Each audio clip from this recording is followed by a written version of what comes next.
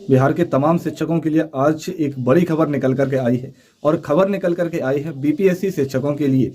अगर वह transfer posting के लिए आवेदन किए हैं और ट्रांसफर नहीं चाहते हैं तो क्या करें। अगर आवेदन नहीं कर पाए हैं और अब सोचते हैं कि हम ट्रांसफर करना चाहते हैं, बहुत सभी कमेंट आए आपके, वो मैं लेकर के आप सभी के सामने आ चुका हूं। ट्रांसफर ले तो क्या होगा, इसके साथ साथ विशिष्ट शिक्षकों की दुविधा पर भी हम आज बात करेंगे कि क्या विशिष्ट शिक्षक को सेवा का लाभ मिलेगा, कितने विशिष्ट शिक्षक योगदान करने जा रहे हैं, कितने शिक्षक नहीं करने जा रहे हैं, और जो शिक्षक नियुक्ति पत्र लेने के बाद भी स्कूल में अगर योगदान नहीं करेंगे तो क्या होगा। आज ये तमाम चीज़ों पर आज हम विश्लेषण करेंगे और आपको जो जानकारी जुटा करके लाई हैं वह आज हम आपको बताएंगे।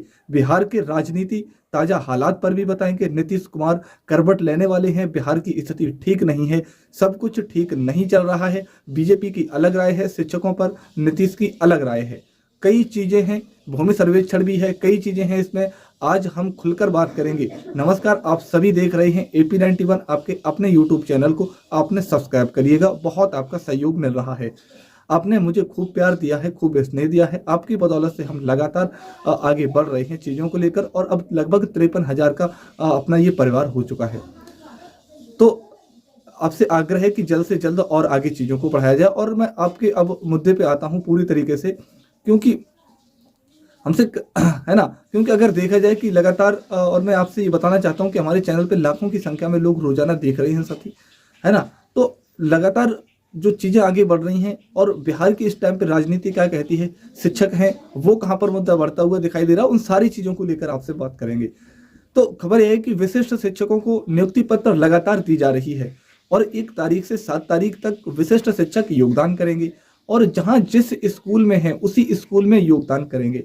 यह आपको जानकारी है, क्योंकि आप विशिष्ट शिक्षक अगर आप हैं और सुन रहे हैं तो ये आपको भली भांति है, यह आपके लिए मैं कोई नई जानकारी लेकर के आया हूं। लेकिन अब यह एक बात है कि जो विशिष्ट शिक्षक में नियुक्ति पत्र लेने के बावजूद अगर वह स्कूल में योगदान नहीं करते हैं तो क्या उन पर कोई कार्रवाई होगी। यह बात भी शिक्षक साथियों ने फोन करके पूछा है और कमेंट भी किए हैं कि हम योगदान नहीं करते, हम नियुक्ति पत्र नहीं लेते। तो कोई बात नहीं, अगर नियुक्ति पत्र ले लिए हैं और अब योगदान अगर नहीं करना चाहते हैं तो क्या कोई विभागीय कार्रवाई होगी, कोई कुछ होगा। इस संबंध में भी हम अपने जानकारी जुटाया है। कई निदेशालय के कुछ अधिकारियों से भी लगातार बात हुई, जिला शिक्षा पदाधिकारियों से भी बात की गई, जो जानकारी निकल करके आ रही है कि कोई कार्रवाई नहीं होगी। नियुक्ति पत्र अगर आप ले लिए हैं और अगर आप नहीं योगदान करना चाहते हैं तो योगदान मत करिए, यह डिसीजन आपका है। पहले कार्रवाई होना था लेकिन अब कोई कार्रवाई नहीं होगा। आप अपने स्कूल में योगदान नहीं करेंगे तो आप नियोजित शिक्षक बने रहेंगे।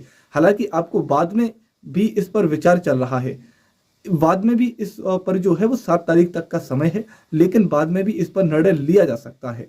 आप इसके लिए भी नया पत्र आने वाला है, लेकिन बिहार की स्थिति ठीक नहीं है अभी, सरकार को इसलिए इस पर कुछ नहीं है।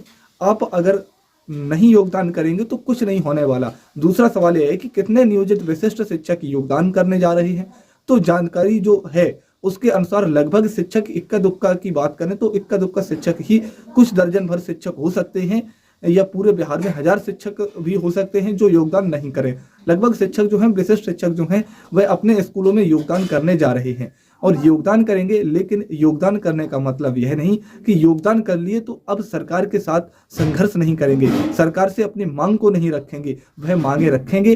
कई नेताओं से बात हो रही है, विशिष्ट शिक्षकों को भी एक नया संगठन तैयार हो रहा है और इस संगठन का जो है हुंकार जो है औरंगाबाद के कुटुंबा में और नवीन नगर के शिक्षकों ने भरा था, और अब उन शिक्षकों के पूरे बिहार के विशेष शिक्षक सहयोग कर रहे हैं, समर्थन दे रहे हैं। तो विशिष्ट शिक्षकों का भी एक संगठन तैयार हो रहा है और उन संगठन के नेताओं से जो कांटेक्ट लगातार हुआ है, वो लोगों ने कहा है कि योगदान हम जरूर कर रहे हैं, लेकिन सरकार के सामने जो हमारा लड़ाई है, जो मांग है, उस मांग के लिए हम संघर्ष करते रहेंगे, आगे हम लड़ाई लड़ते रहेंगे। उनका मांग है कि सेवा का लाभ मुझे मिलना चाहिए। अगर हमने 15 साल, 18 साल, 20 साल नौकरी किया तो उस सेवा का क्या होगा। क्या अब हम नई नौकरी 50 साल में, 58 साल में कोई व्यक्ति नई नौकरी ज्वाइन करेगा?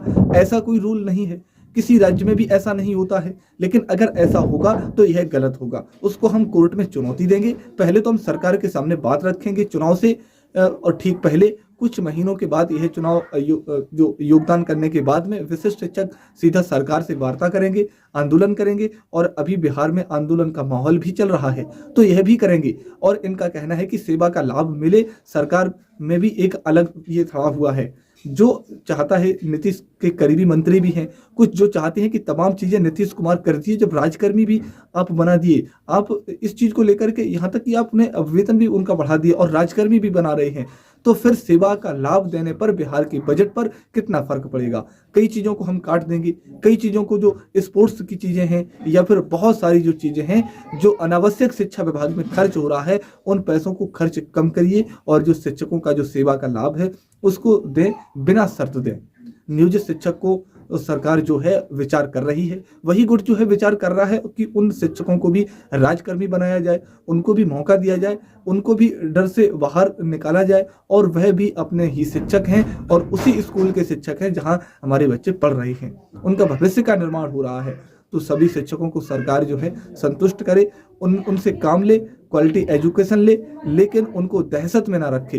कोई ऐसा काम ना हो जिससे कि कोई ब्रजवासी सामने आ जाए। यह सरकार में एक अलग धड़ा हुआ है जिसमें नीरज कुमार हैं, नीतीश के करीबी मंत्री विजय चौधरी हैं, अशोक चौधरी हैं, ये तमाम लोग जो हैं जो चाहते हैं कि बीजेपी के एमएलसी और बीजेपी के नेता तो चाहते ही हैं, नीतीश कुमार के इर्द गिर्द रहने वाले कुछ मंत्री और कुछ नेता चाहते हैं कि शिक्षकों से बगावत अच्छी नहीं है, शिक्षकों को खुश किया जाए, क्योंकि हम शिक्षकों की तमाम चीजें दे दिए, अब उन्हें नाराज करने की क्या जरूरत है। अब हम बात करने जा रहे हैं, कई शिक्षक साथियों ने कमेंट किया था कि खबरों में कि बीपीएससी शिक्षक अगर हम हैं और हमने आवेदन किया है और आवेदन हम रद्द करना चाहते हैं, अब हम ट्रांसफर नहीं चाहते हैं, तो आपको यह बता दें कि हमारी जो अधिकारियों से बात जिस तरीके से सामने आई है लेकर के, उसके अनुसार आप अगर आवेदन कर चुके हैं ट्रांसफर के लिए और अगर आप रद्द करना चाहते हैं उस आवेदन को, अगर आप आवेदन नहीं चाहते हैं तो ट्रांसफर, तो उसके लिए आपको निदेशालय में एसीएस के कार्यालय में आवेदन करना होगा। ये ऑनलाइन तरीके से भी हो सकता है, ऑफलाइन तरीके से भी हो सकता है। आप आवेदन कीजिए और अब आपको कारण बताना होगा कि हम इस वजह से अब आप आवेदन करते समय भी मेडिकल फिटनेस दिए या ग्राउंड दिए और आपने कारण बताया कि इस कारण से हम चाहते हैं। अब अगर रद्द करना चाहते हैं तो आपको फिर से कारण बताना पड़ेगा कि हम इस वजह से, इन कारणों से हम अपना आवेदन वापस ले रहे हैं और मुझे ट्रांसफर नहीं चाहिए, तबादला नहीं चाहिए। तब वो उस पर सरकार विचार करेगी, एसीएस विचार करेंगे, वो रद्द हो सकता है। फिर एक और सवाल आ रहा है, लोग कह रहे हैं कि बीपीएससी शिक्षकों का की हकीकत पे ट्रांसफर होगा कब। हमने कुछ दिन पहले ही इस चीज को बताया था कि 14 जनवरी के बाद इस पर सरकार एक्शन लेगी और आपका ट्रांसफर हो सकता है, लेकिन बावजूद इसके कई शिक्षक साथियों ने कमेंट किया है कि आप यह बताइए कि होगा कब, और इतना आसान नहीं है कि हो जाएगा। इस पर जो हमने जानकारी जुटाई है निदेशालय से, कई शिक्षकों से, जेडीयू के नेताओं से जो बात हुई, उन लोगों का कहना है कि तैयारी पूरी है, 14 जनवरी के बाद यह ट्रांसफर करने का जो चीजें हैं वो हो सकती हैं।